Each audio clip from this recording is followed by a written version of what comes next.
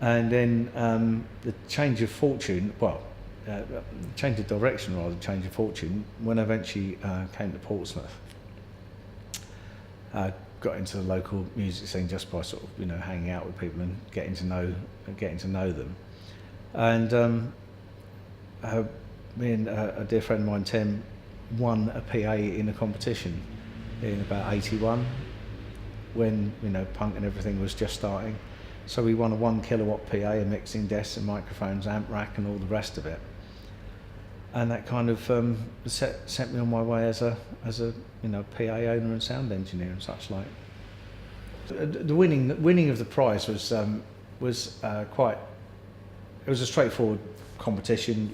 A couple of questions that you could get the answers from the advertising blurb, and the tiebreaker was, why do you deserve to win this equipment? And I think we in 20 words or less, and we came up with something to the effect of it would help improve the quality of local live music, and that was sufficient to win. And it would be nice to think it did once we'd figured out how to use it properly.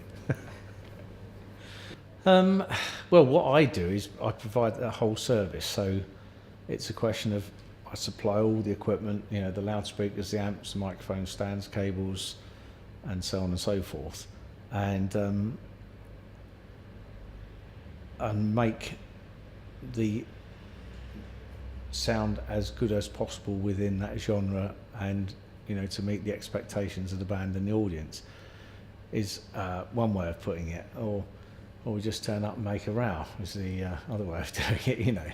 You can get a good sound pretty much anywhere, and you can get a bad sound anywhere, and it's the room is rarely a hugely contributing factor. I mean, it takes a very bad room to a very reverberant room indeed to ruin something that could be otherwise better. But having said that, of course, some styles and some rooms are mutually incompatible, and that's where you just can't get it. It will only be as good as it is, as you can make it. What are the acoustics like in here? Marvellous. They really are fantastic. There's virtually no reverb despite the look of the place, and as a result, the reverb there is very complementary to acoustic music. Yeah. So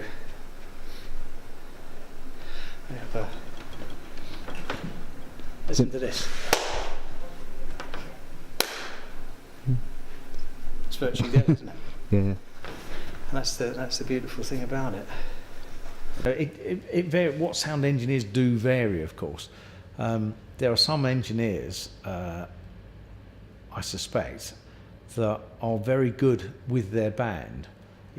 As a for instance, there's a number of people I know in town that have got smallish PAs, and they work with one or two of the local bands, and they do all their pub gigs, and it's great fun, and they know the band, and they have effectively they've tailored what they have and what they do to that band, and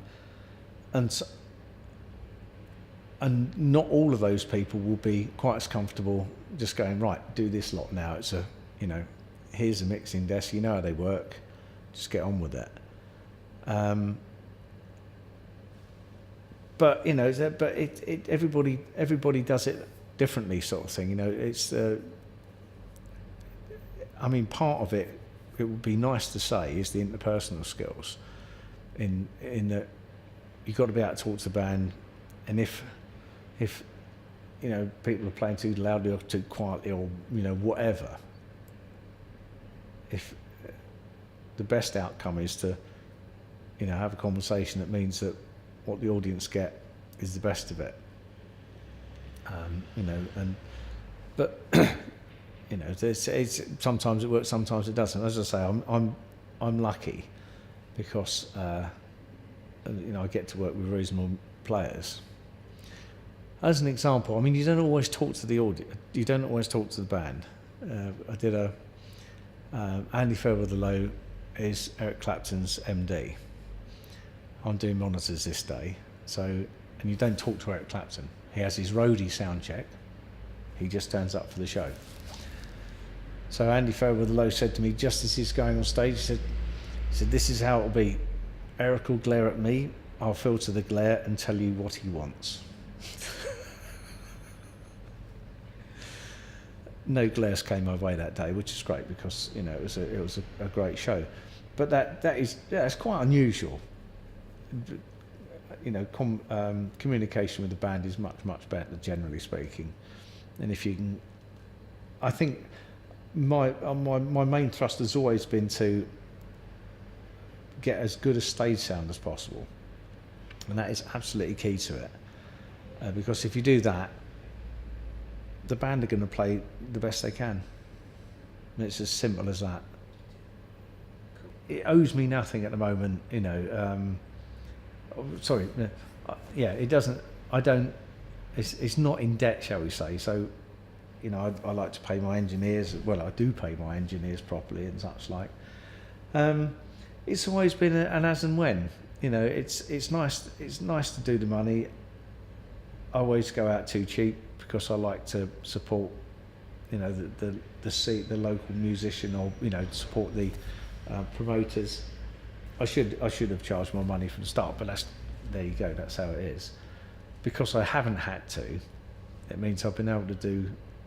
Well, I think I've been able to do good deals and keep things ticking along quite nicely. I'd never thought of it as being a full-time career because my day job in its various forms was, quite frankly, very well paid and extremely interesting.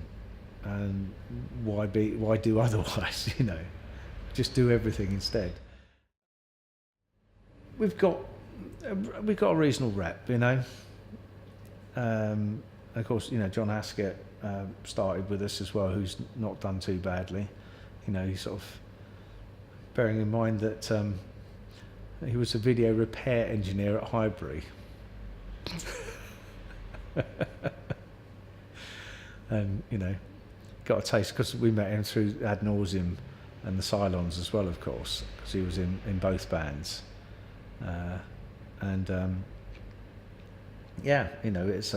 So he sort of developed a taste for sound engineering and such like, and came along and learnt some stuff with us for the gigs we used to do down the pier, mostly as I remember it.